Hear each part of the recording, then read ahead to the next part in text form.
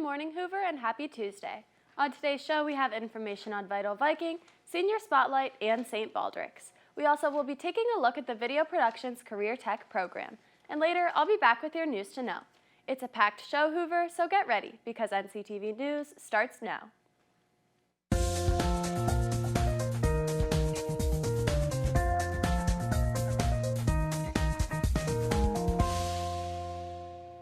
Good morning, I'm Ava Streb. And I'm Mason Witt. Today is Tuesday, January 30th. Let's get started with today's show.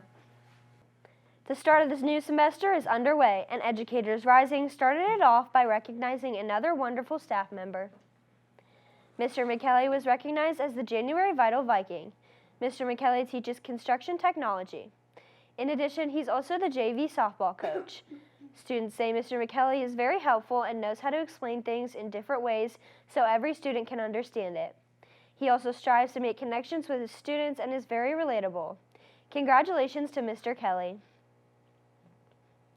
Leadership, you have some dates to mark on your calendar. Starting this Thursday, leadership will be having weekly meetings to prepare for the Senior Citizens Prom. This week's meeting will be held in room M2. Don't forget these weekly meetings, leadership. Get your running shoes ready, track. As spring sports are getting closer, track will be holding meetings this Thursday, 9th period, and after school. Boys will meet in room B5 and girls will meet in room DD4. If you have any questions, boys should contact Coach Motz and girls should contact Coach Netzold. Track hopes to see you there. Scheduling for next school year is right around the corner, and Hoover offers a variety of career tech programs for students to get involved with. Today, we'll highlight one of those programs, Video Productions.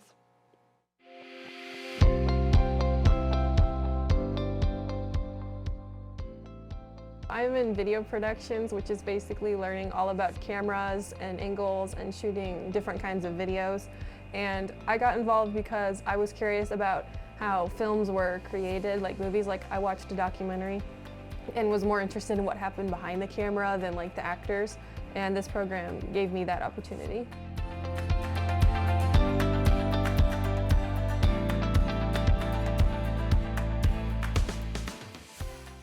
I do a lot of client work, and I think it's really fun because it kind of gets you out in the free world a little bit.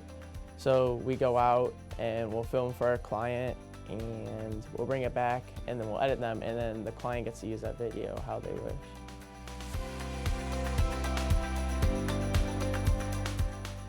The classroom is set up in a way that has an open feel, so there are about 10 edit suites that have each a computer and a keyboard. Students should enroll in video productions because it gives you real-world experience going into college and getting ready if you want to go into this career field. And you get a lot of knowledge just in general for life, like learning how videos are made, because you never know where life might take you. Consider putting video productions on your schedule for next year if you want to learn more. Now, here's Lauren with your news to know. Hey Hoover, I'm Lauren Pellegrino here with your news to know. Shortly after 9 a.m. on Saturday, a semi-tanker carrying 7,500 gallons of diesel was involved in a wreck and caught fire on the State Route 8 in Summit County. The Ohio Department of Transportation announced Sunday evening that more work and inspections needed to be done before they can fully open the State Route 8 and Interstate 271 interchange. The crash unfortunately killed the truck's driver, and it is likely that it will take several more days before the ramps to access both Route 8 and I-271 can fully reopen due to the damages. The truck was heading northbound on State Route 8 and attempting to get onto I-271 when the crash happened.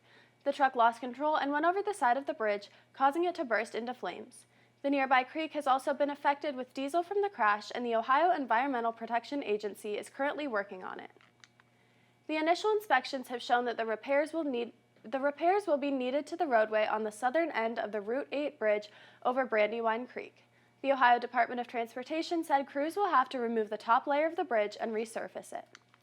Drivers can expect delays in the area while the interchange remains closed. That's all I have for your news to know. Now back to the news desk. Thanks, Lauren. The PBIS team has recognized another round of awesome Viking students. The following students were recognized for showing positive character: Olivia McClintock, Trenton St. Clair, Addie C. Miller, Declan Carr, Irene Martin, Summer McCaw, Cece Stangelo, and Nadia Campbell. Please stop by Mrs. Burnell's office for a small prize and keep up the good work, Hoover.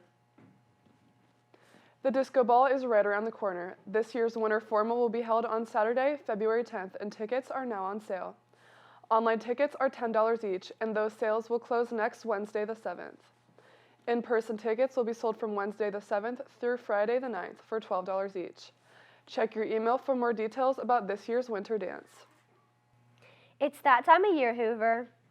St. Baldrick's is looking for participants to fundraise, shape, or support the Hoover Bald Vikes. If you would like to consider joining the team, scan the QR code on the screen. You can also see Mr. Sowers and guidance if you have any questions. Help support this great cause, Vikings. Starting this week, we'll be highlighting a senior every Friday on the morning announcements. If you'd like to be highlighted, make sure you're following our Instagram account at NCtv Media for a chance to be featured. We will randomly select a senior follower each week.